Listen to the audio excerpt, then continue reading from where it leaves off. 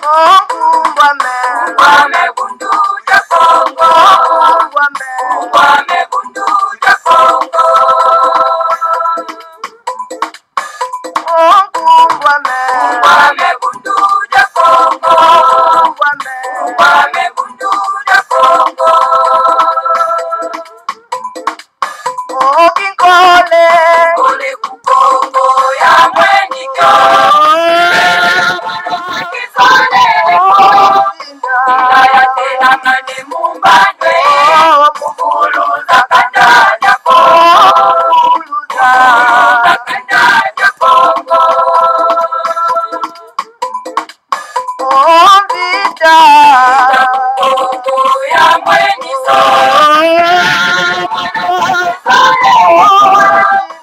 Naya tena mani mumbane.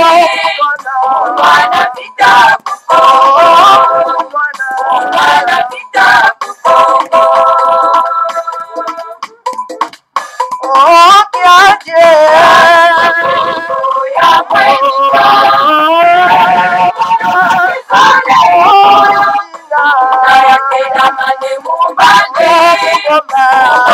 Kandanya Kongo. Kandanya Kongo. Otombe Ya mweniso.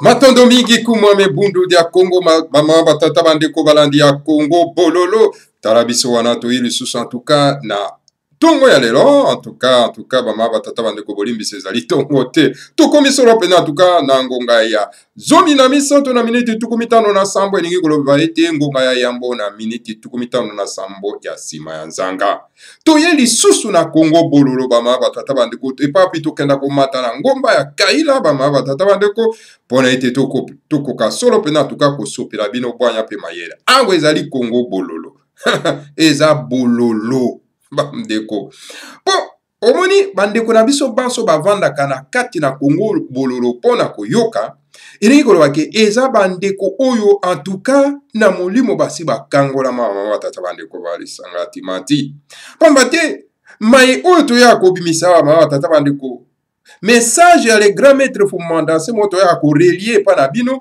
ezalaka bololo mingi kasi soki omeli yango ole yango mama batata bandeko okomona ete yo kangolami olongwe na complexe ya infériorité olongwe solo pena tuka mama batata bandeko na bobangi olongwe solo pena mama batata bandeko donc na zololo okomi na un grand résistant un grand combattant pona kobundela likambo etali mabele bama batata bandeko ezali wa bino mbuta popele bobala elingi koloba malamu koloba wana ezali kombo ya bakoko ba biso bama batata bandeko bopele bobalengi koloba malamu koloba yango ezali na lokota ya bakoko na biso bangombe bopele bobala wana eza na lokota ya bakoko na biso bangombe na libota na biso na tribi na biso pamba te esengeli moko na moko wa biso akoka kotombola libota na ye akoka kotombola tribi na ye Alors yo soko lobi ke ba abattre tribu na yo, abattre les tribus. Alors yo ndimi ke ba boma tribu na yo. Alors matali yo, ba ma batata bandeko. Ah biso esenge totombola ba tribu na biso, totombola libota na biso, totombola ba nation naturelle na biso na batata bandeko. La deuxième phase de tokolobeli kamo etali tribu. En tout cas la série de tribus eko toza ko continuer na yango ba ma batata bandeko. En tout cas, bama batata bandeko bana lisanga timati, topesi nano bino nyonso bayenge. Balo sako na bino banso bama batata bandeko po api bino bo belemi en tout cas na après-midi ya lelo pona ete boko akolanda biso. Alors bama batata bandeko lelo tokosola solo pena en tout cas obe biteni mibale. Tolobela na likambo oyo déclaration ya Monsieur Tshilombo alias Félix. Ce qui tolobi alias Félix, c'est parce que Félix est un combo ya bateau bazali colonisé. Vous comprenez? Hein? Bateau yo bakangola minano te. Maintenant, un homme qui se respecte ne peut pas porter les noms étrangers. Si vous voyez un nègre continuer à porter les noms étrangers, cela veut dire qu'il est encore esclave. Azanano, esclave, c'est-à-dire mombo. Alors, esengeli koluka, kolongola eno na bombo wana, po ete akoka kokoma moto. Pamba te yo soko ozali mombo, yo koluka sikoyo o libere osala bolamu na bato oyo baza na bombu ndenge nini ezali impossible. Moto oyo a liberaka bandeko na ye kaka oyo asa se libera ye moko. Moto aluka kobundela pona ete bandeko na balongwa na bombu eza moto oyo asa alongwa na bombu. Alors yo oza na bombu, yo sikoyo kobundela baombu po babima na bombu ndenge nini. C'est pour cette raison ceux qui botali tout politicien et que bazo kobenga ye kombo ya bapaya alors ndeko na ngai yeba yango très bien que moto wana aza nano akokonzama. Tout journaliste wakoya na liboso na bino aza ko se présenter na kombo ya bapaya, cela veut dire que bandeko na ngai aza moto aza akokonzama akopesa bino sango ya libération te. Bama batata bandeko bana ezala mwasi to mobali. Moto oyo akangonami akomi résistant combattant, la première des choses oyo ya kosala c'est-à-dire ko se débarrasser na komba bapaya. Azongi na kati ya koki na ye, c'est-à-dire azongi na kati na bomoto na ye. Nde sikoyo akoya kobunda bitumba malamu pona ete akoko kangola bandeko na ye bama batata bandeko. Lelo tokolobela likambo ya Monsieur Tshilombo alias Félix. Pamba te akei kosala déclaration na au commissariat de réfugiés bama batata bandeko ete bana ya Congo banso bakoka kozonga na kati ya mboka parce que mboka ekomi sûr. Bama batata bandeko bana lisanga atimati Tshilombo alias Félix. Voilà l'immature. Bama batata bandeko moto oyo aza na kati na bombo ya lisanga ya batuti bauti mboka nyonso tu. Alors tokolobela yango lelo bama batata bandeko. Deuxième phase ya biso tokolobela likambo etali tribalisme. Likambo etali ba tribi. Tokokoba na seri na yango. Pamba te baza ko bombarder biso na makambo wana bama batata bandeko esengeli tokoka solo pena en tout cas kolongola yango likolo. Bama batata bandeko bana lisanga atimati. Biso tokopesa bino version toujours na biso ndenge tozotala likambo ebengi tribu. Qui dit tribu? Ba nation naturelle. Parce que na kati na mboka ya Congo, il n'y a pas un homme congolais, il n'y a pas homme congolais. Homme congolais n'existe pas. Nous ne sommes pas un peuple inventé. Tozali peuple inventé, te ko accepter kozala homme congolais ou bien femme congolaise. Et on dit na yo kozala un peuple inventé parce que Congo na figuration nango actuelle toza komona ezali invention ya ba colon ya ba belge. Ce sont les Belges qui ont inventé le Congo. Ce ne sont pas nos ancêtres, absolument pas. Alors, acceptons d'être un homme congolais, cela veut dire acceptons d'être un homme inventé par les autres. Nous sommes soit un peuple ngala, soit nous sommes un peuple mongo, ou soit nous sommes un peuple Congo, un peuple Luba, un peuple Tetela, un peuple Nande, Bongo na Bongo. Donc, tous en alisanga ya ba nation naturelle. Et c'est que défendre ba nation naturelle na biso, cela veut dire que mabota les tribus. Voilà. On a deuxième phase tokomeka ko solo la. Alors na yango ba mama tata bandeko tokenda na liboso na likambo etali solo pe en tout cas moto tobengi Tshilombo alias Félix.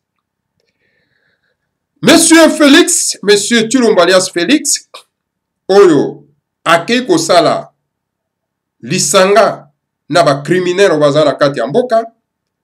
Alors akei kosala déclaration akei kosolola na ACR ete bana ya Congo ingo nyonso baza na kati na mboka bapaya o basenga bangunda.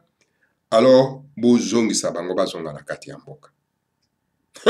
Bamama tata bandeko bana lisanga atumati. Est-ce que Tshilombo aza ko réfléchir makambo oyo ye azali penda koloba mama tata bandeko bana lisanga atumati. Alors mama tata bandeko na biso oyo bakimi mboka bake na mboka bapaya bakei na plaisir te ya kobima parce que bakenda kovanda na mboka bapaya pendant que baza na mboka moko kitoko oyo mokili mobimba eza kolula.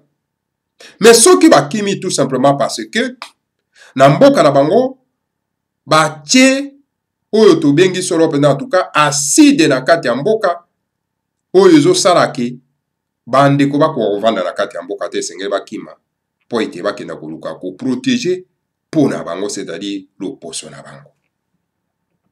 Yango na bandeko babimi na kati ya mboka bakei libanda bakei koconstituer un groupe de forces ya combattants mpo na ete bakoka kocombattre l'occupation oyo eza na kati ya mboka na matata bandeko.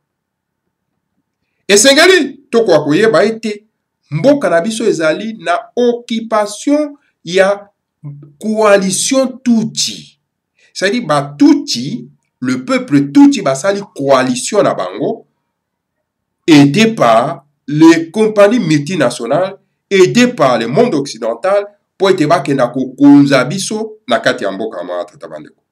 Parce que ba Tutsi, coalition ya ba Tutsi batie bango liboso, alors ba compagnie multinationale ba batami sima ya ba Tutsi o baza ko utiliser bango ba matata bandeko pour na ko détruire donc la race bantou ba matata bandeko.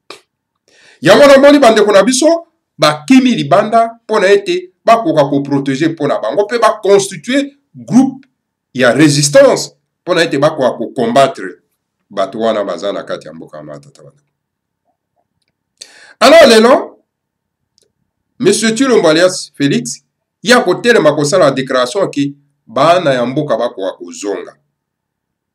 Et nous savons très bien ndenge nini Monsieur Tshilombo alias Félix aza wana na kati ya mboka matata bandeko. Premièrement, ya lobi bandeko bakenda kozonga mboka nano ye moko azwi na domicile fixe te. Ye moko aza na ata na avion oyo akoki kopumbwaka te.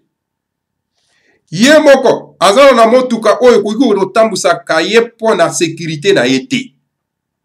Et ye moko aza na sécurité te bama batata bandeko.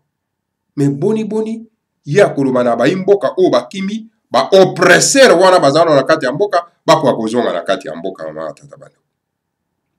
Alors voilà, tango Monsieur Tshilombo alias Félix azako loba ete Hippolyte Kanambe n'est plus son adversaire, c'est son allié. Alors, allez-y comprendre bama batata bandeko. Alors voilà, le long Tshilombo alias Félix alobake Hippolyte Kanambe azali allié na ye, partenaire na ye. Alors siko totala nano nini moto babengi Hippolyte Kanambe alias Joseph Kabila.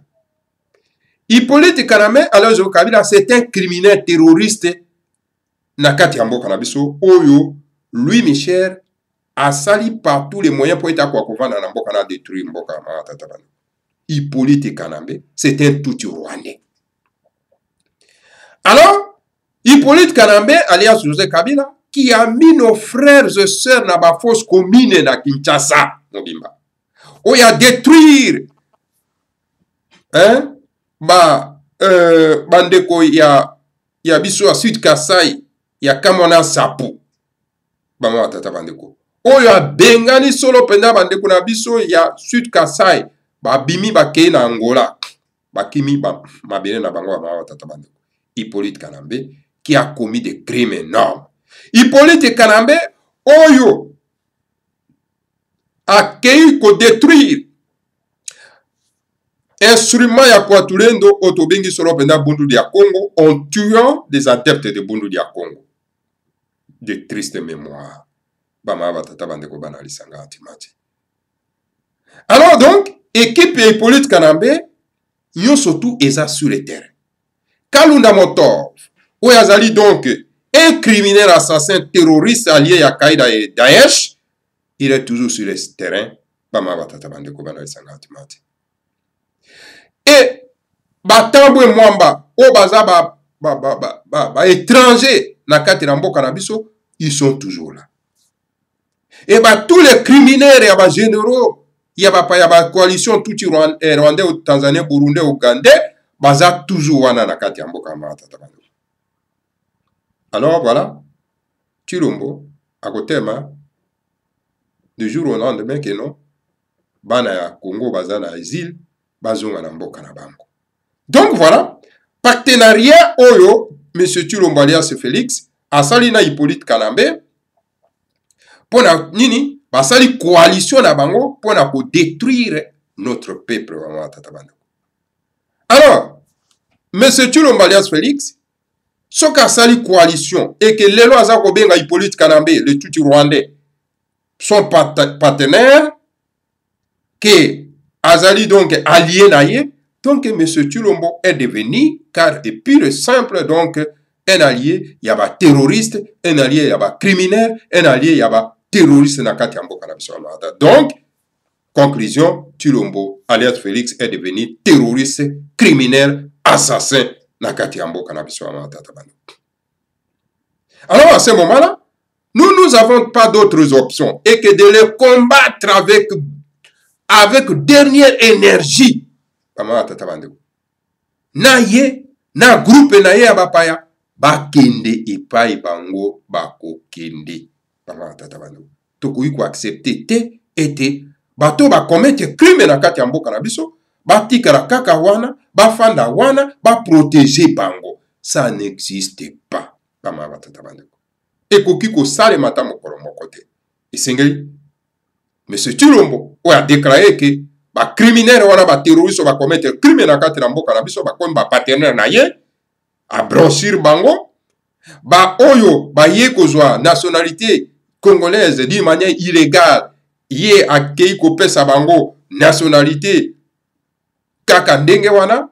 Alors donc voilà la complicité, voilà qui collabore. Il y a Mbuta et Chilombo alias Félix oyo azosa na kati ya mboka ma tata bando.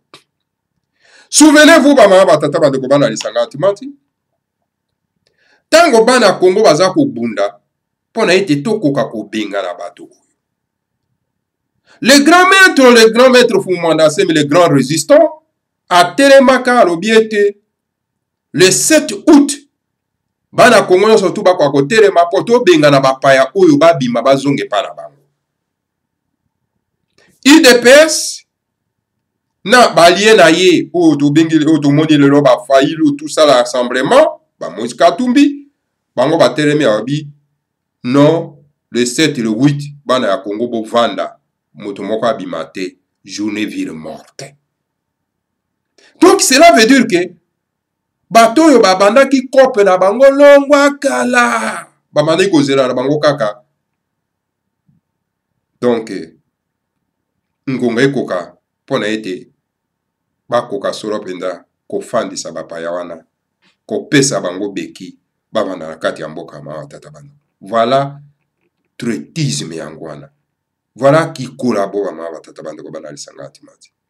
Malheur kaka na bande ko na biso oyo baza ko mona te kasi bango bazo mona nde kibokonzi ya lokuta oyo bapesi ndeko na biso Chilombo alias Félix.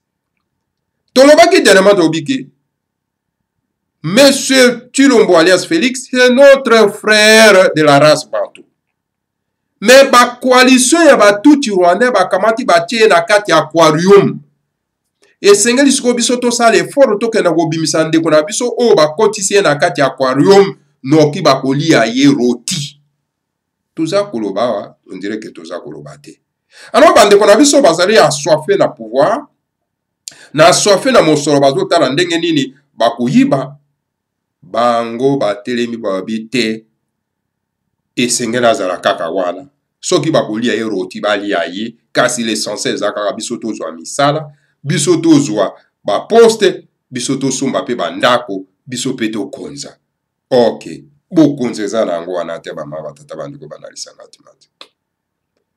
Bomoni donc bandeko bazobunda bitumba mabele te, bazobunda de bitumba ya mbongo, bitumba ya mosolo, bitumba ya babien et non bitumba ya mabele bama batata bandeko.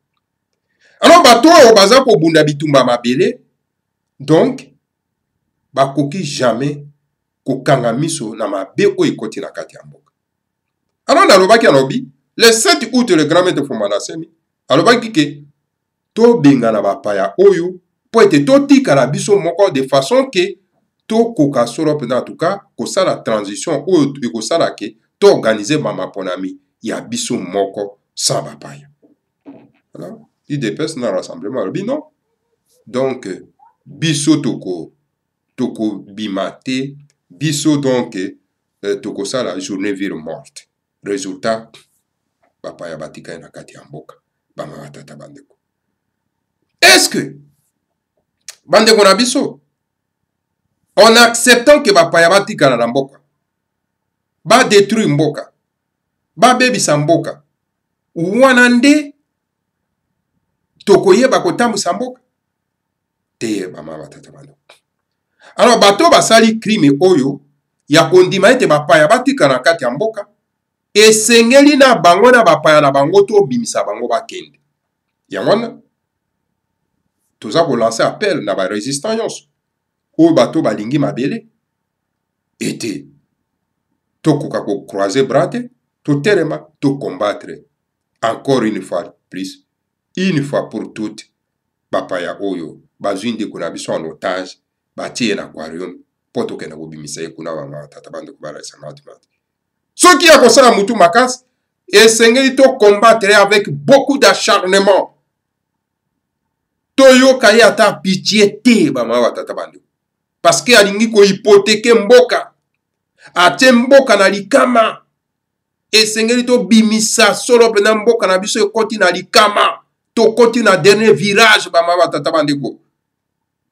Lokola to koti na dernier virage esengeli solo pena en tout cas bao nyonso balingi mboka bakoka kotelema po ete tokoka solo pena en tout cas kobunda.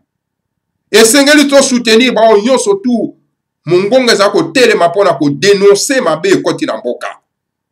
Bato lokola ba kotelema à côté ya bato lokola monsieur Tchakudia, kotelema côté na bato lokola Yaya Kasavubu, kotelema à côté na Fumu Mwanda Semi, kotelema côté na ba résistant nyonso tu oyo balingi mboka bama batata bandeko banalisa ngatimati. Kotelema côté na ba oyo balingi mboka pe batelemi pona ko dénoncer mabe oyo koti na kati ya mboka.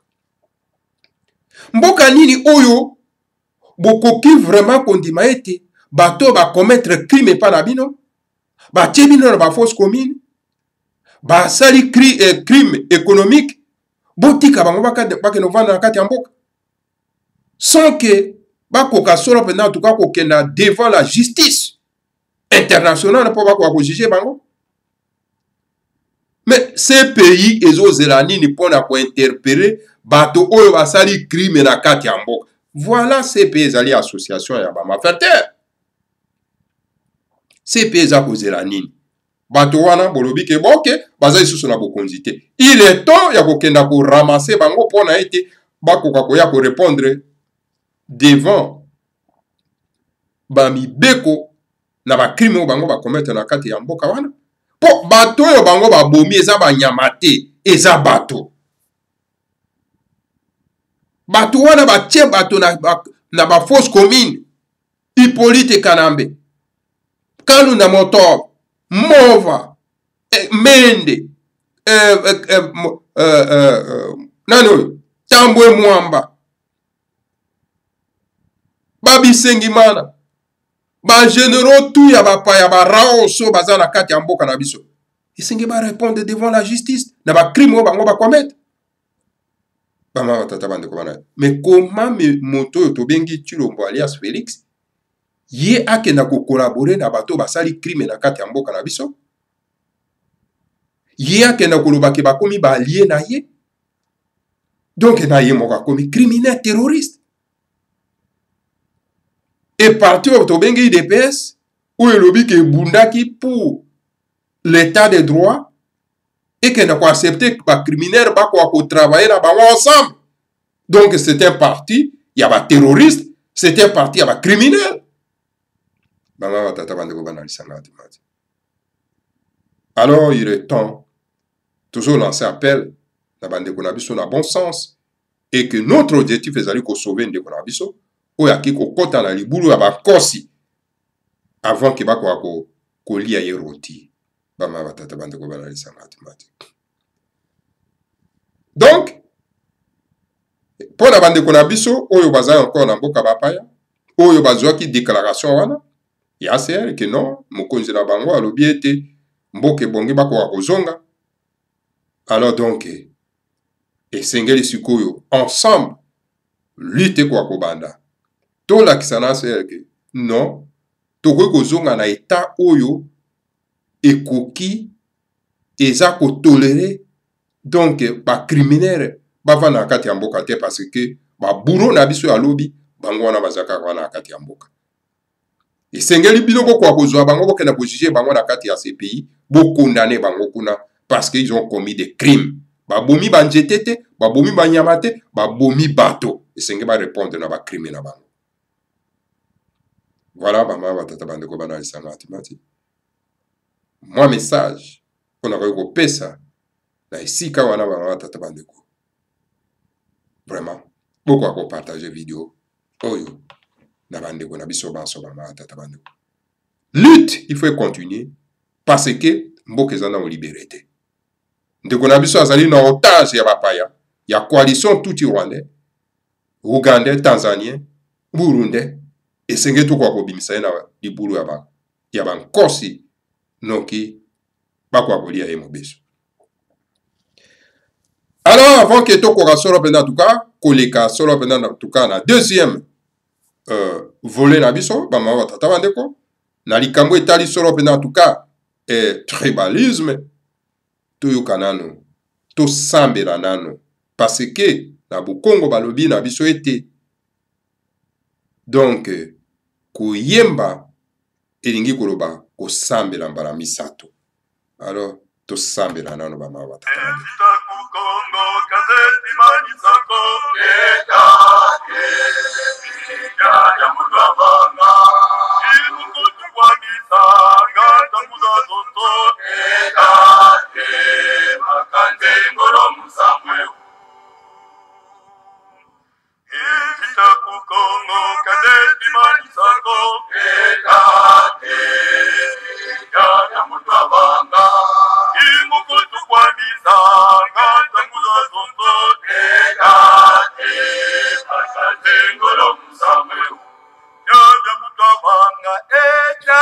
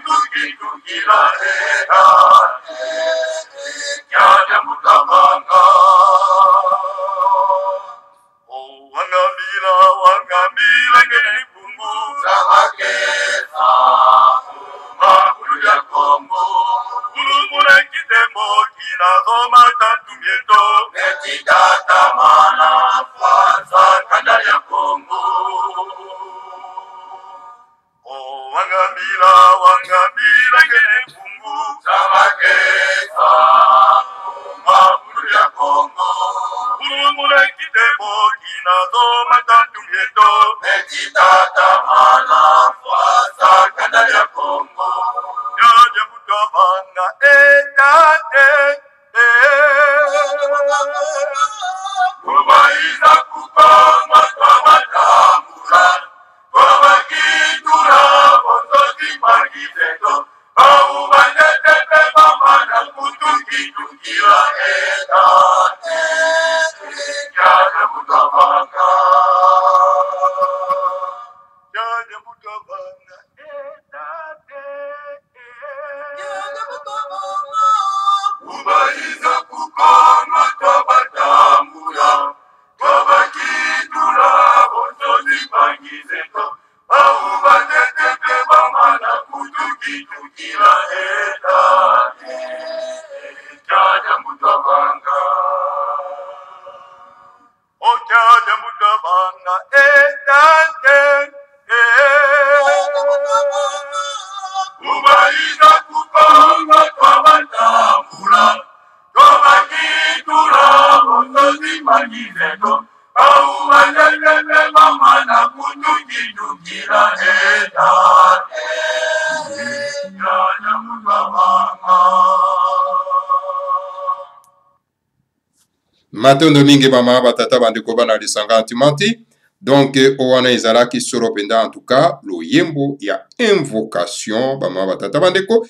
Alors wana na bukongo bayebisi biso ete donc koyemba elingi koloba kosambela mbala misato. Deuxième sujet na biso ezali likambo etali solo penda en tout cas tribalisme mama batata bandeko. Tolobi boye tolobi que na mboka na biso tobingi solo penda en tout cas Congo oyo, il n'y a pas un homme congolais. Un homme congolais n'existe pas. Donc tozali ce qu'on appelle donc l'isanga yaba nation naturelle. L'homme congolais n'existe pas. Parce que nous ne sommes pas un peuple inventé par les autres. En acceptant donc d'être un homme congolais, cela veut dire que nous acceptons d'être un homme inventé par les autres. Toyebi très bien malam, toyebi yango malam ete. Congo a été inventé par les colonialistes, les marchands d'esclaves. Donc, bayi, basali ce qu'on appelle les mariages forcés, c'est-à-dire basangisi biso na makasi. Moko na moko ya mabota mabiso akende solo pena en tout cas na ba cimetière ya ba koko na bango, batu na ba koko na bango. Bino tango oyo basangisaka bino na makasi na ba berge. Réaction na bino ezalaka nini? Bokenda na ba cimetière ya ba koko na biso, moko na moko ya ba tribu na biso ekenda kotuna ba koko na bango, bakoyebisa bango, bakoyebisa bino. Bakoloba babi, écoutez. Mosala wana esalemaka na violence moko ya kosakana te.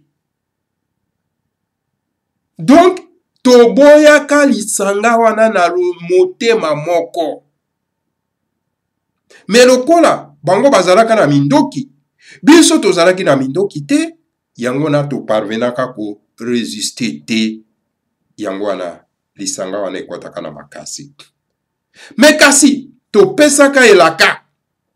Ete bino bolongi biso, kasi bana na biso bakoya kolongola mindelo wana oboti na makasi. Ezali elaka ya bakoko na biso, elaka ya batribi ya mabota naturel na biso. Bapesaka yango. Babitango ngonga wana ekokoka, bana bilaka bakotelema, pona ko détruire mindelo oyo ya lokuta botie awa.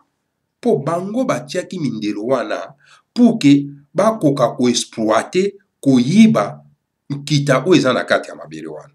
Bango batiaki mindelo wana te parce que e bénéficier na biso ba ma batata bando. Yango mwana kame ba belge balobaka non. Congo ezali domaine privé kaka ba congolais te. Na gestion ya mboka na esengeli bango bazala na kati. Po bayebi kezali création na bango. Alors c'est pour cette raison, ba ma batata bando ko bana lisanga timati. Donc, homme congolais n'existe pas. Il y a homme Ngala, homme Mongo, homme Congo, homme Luba, homme Tetela, homme Nande, homme Lokere, bongo na bongo ya tata bandeko. Ezali ba homme oyo baza ko représenter ba nation naturelle. Homme congolais n'hésite. Acceptons aveuglement d'être homme congolais, c'est-à-dire to accepter qu'on a un homme inventé par les autres. Alors, dans la situation de Zanango Lelo, il y a nouvelle colonisation, il y a noir sur noir. Poto bunda yango malamu. Et sengeli bato na bato basala ce qu'on appelle l'autodéfense. Il y a ma tribu, il y a ma bota. Pour soki to tiki bitumbo to bunda yango, kaka, d'une manière ya valangani, alors donc, toko resur na yango te. Et l'homme qui connaît ces combats-là, qui donne les idées, des bonnes idées, yako toko kakobima, la nouvelle colonisation oyo, c'est le grand maître Fumada Assemi. C'est lui qui donne les bonnes idées. Ceux qui sont surtout s'accaparer les bonnes idées. Il y a les grands maîtres Fumada Assemi. Okomona toko sont sortis facilement et que bapaya oyo baiko konza biso toko benga na bango ba matata. Et pour to bunda bitumwana malam, et sengeli chacun de nous akota na kati ya kokie na ye, c'est-à-dire que na kati ya nation naturelle na ye. Ba matata bango. Kwa moi batolokola, zwa par exemple batolokola ba tambwe mwamba. C'est un touti burundais.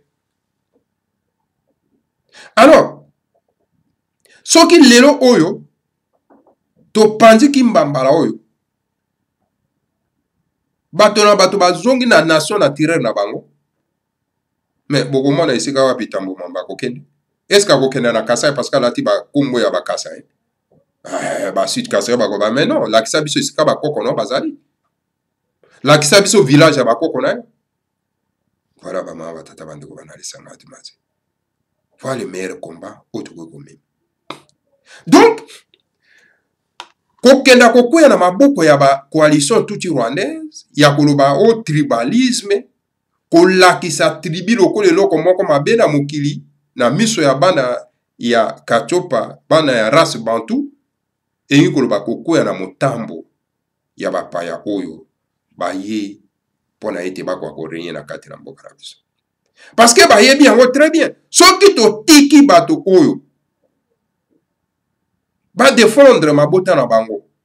Basala ba résistance ya mabota na bango. Tukoza sous na place cité ba matata. Ba yebi yango très bien. Ba yebi très bien. Et que tango bango bangala ba se replier pour passer la résistance pour na ko défendre mabé na bango. Ba Mongo va se replier, va faire la résistance pour nous défendre ma belle. Ba Congo va se replier, va faire la résistance pour nous ma belle. Ba Luba va se replier, va faire la résistance pour nous ma belle. Bongo na bongo, ba mama tata ba ndeko. Boko mona ba Congo ba kokoma na danger. Ba kokoma na danger ba mama tata ba ndeko. Ya wana sengeli ko diaboliser donc ba tribu, ko crier tribalisme pour que ba ndeko bako kasoro pena ko benda nzoto hatoro hakamba tribite tribi ezelo koma be. Non, tribi ezelo koma be te. Tribi moto asali yango tata nzamba yebe eloko asali yango pona nini? Nzamba asali eloko moko ya mabe na kati ya mokili te.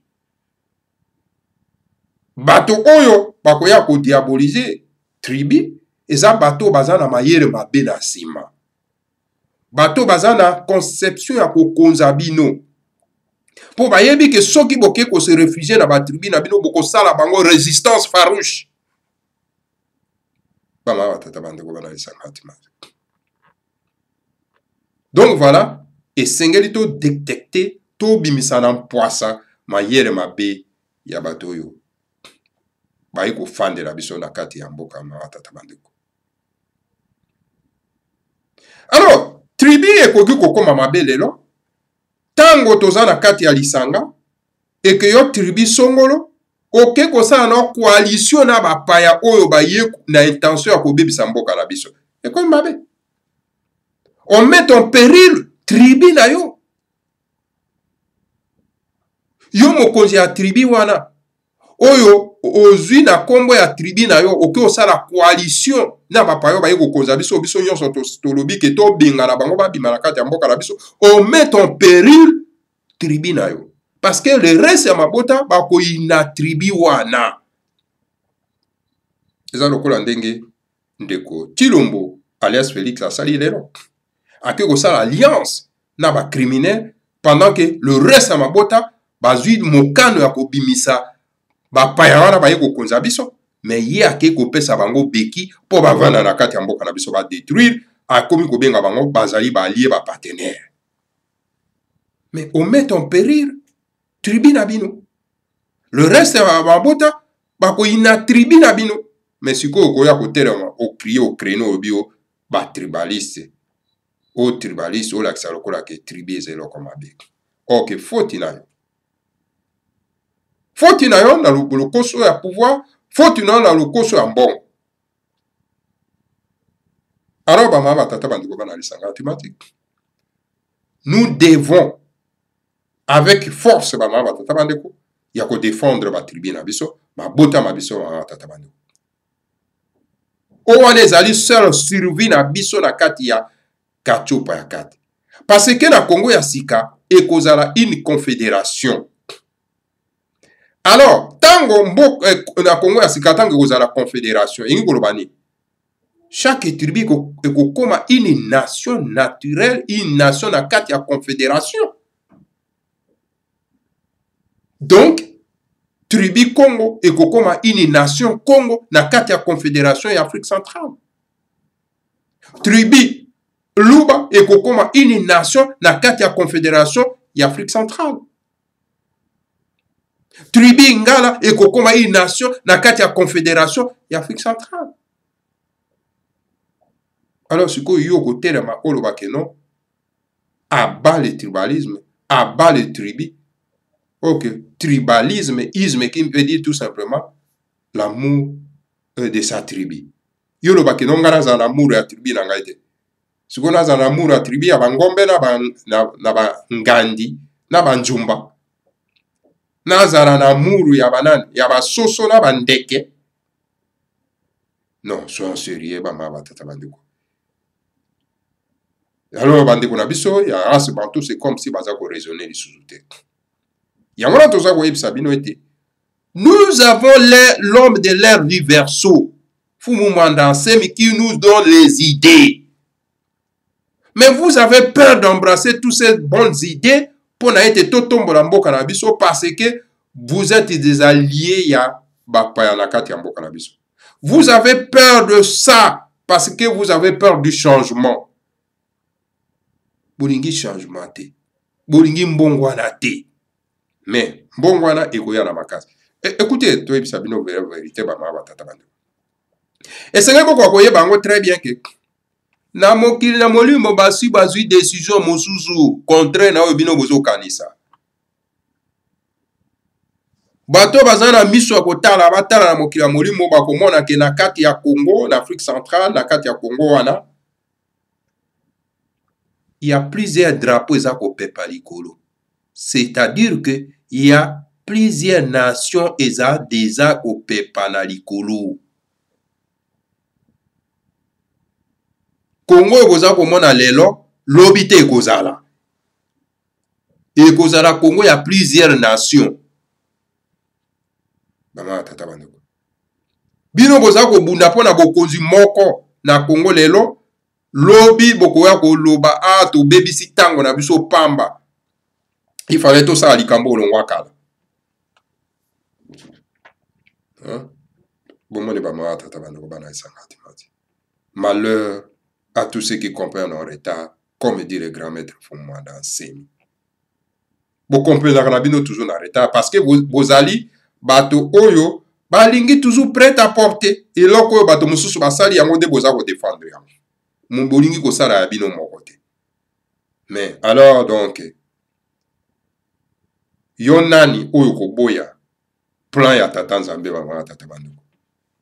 Yonani yo kafaro oyo bako écraser lokola crankera yo ko akoboya plan ya tata Nzambe toko réussir te bama batata bandeko banalisa ngati mati pona kosukisa bama batata bandeko banalisa ngati mati wana toyebisi bino ekama tribi moto moko te akoka kose gêner ou azala mal à l'aise non zala fier na tribi na yo et défendre yango avec beaucoup d'énergie. Voilà. Donc voilà, bama tata bande kopona kosukisa. Bomoni bino moko likambo etali christianisme ndenge bebisi bisombo. Bozo mona religion yo babengi le christianisme. Ce n'est qu'une religion à lokuta. Bino moko bomoni. Soki lelo o bande kona biso penza soki penza. Bo pesi mo kongote na christianisme. Ngana koloba que non, il y a un problème. Tala lokuta na bango. Et vous voyez même tous ces prêtres, bazo kena ko bénir lokuta. Babi que lokuta zala bazo kena ko bénir que nous savons très bien que lokuta zali ndoki. Balobi moto ya lokuta aza lolenge moko na ndoki. Bazali baza bandeko. Ba tata bandeko. Hein? Tara moto babengi nanga. C'est tout burundais. Bama tata bandeko. C'est un christianisé. Mais tala qui a bouki lokuta. Parce qu'ils savent très bien que le Dieu qui prie, c'est un Dieu utopique qui n'existe pas dans le ciel. Parce que bama tata bandeko. Soko za na kati ya bundu ya Congo, okoyeba kobuka lokuta te. Okoyeba ka koloba bo solo. Parce que ba o baza na kati ya bundu ya Congo, ba yebi ete bango basambelaka le vrai Dieu qui est au ciel. Et ce vrai Dieu qui est au ciel n'aime pas les mensonges. Bama tata bana. Yangwana monaka ete la plupart ba christianisé balinga kovanda na christianisme po bayebi ke kunande baza ko promouvoir lokuta les mensonges qui moyibi bama tata bana. Alors nous avons l'obligation ya ko combattre n'est-ce pas cette religion étrangère na kati na mboka na biso de façon que mboka na biso ekwa kotambola na bolima. Voilà. Bama tata bandeko bana lisanga atimati. Lobi soki tokoya lisusu bama tata bandeko tokotangela bino anecdote moko oyo ndeko na biso atindela ki biso asala analyse bongo tokoya kotangela bino pe tosala analyse ensemble. Bama tata bandeko. Voilà, bama tata bandeko tokomi na suka pona mokolo malelo. Botika na kimi abakulu que le Seigneur à Congo en tout cas à quoi protéger Bino, à protéger les grands maîtres Fumanda Semi et à protéger la République fédérale et du Congo.